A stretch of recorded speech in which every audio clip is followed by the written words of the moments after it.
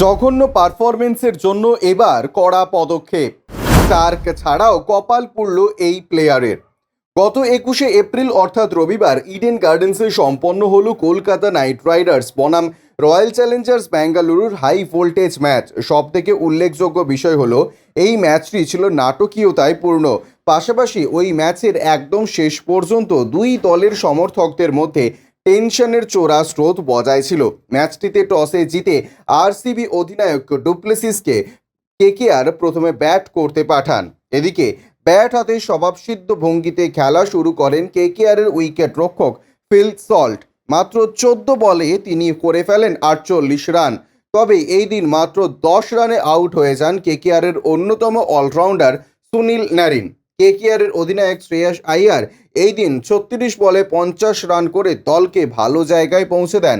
এর পাশাপাশি রিঙ্কু সিং এবং আন্দ্রে রাসেল করেন যথাক্রমে 24 এবং 27 রান।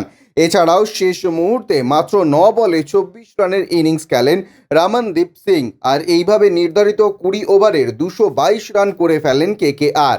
এর জবাবে ব্যাট করতে নেমে বিরাট কোহলি বিধ্বংসীভাবে শুরু করলেও শেষ পর্যন্ত বিতর্কিতভাবে আউট হয়ে যান, যার পরিপ্রেক্ষিতে শুরু হয় তুমুল সমালোচনা। এমত অবস্থায় 7 বলে 18 রানের ইনিংস খেলে মাঠ ছাড়তে হয় কোহলিকে। তারপর উইল জ্যাক্স এবং রজত পাতিদার উভয়েই করেন হাফ সেঞ্চুরি। তবে শেষ পর্যন্ত তীরে এসে তরি ডুবে যায় আরসিবির। প্রভু দেশাই 24 রান, কার্তিক করেন 25 রান এবং একদম শেষে করণ শর্মা 20 রানের দুর্ধর্ষ ইনিংস খেললেও শেষ পর্যন্ত মাত্র 1টি রানে ম্যাচটি জিতে যায় KKR. Bureau report, UJ news.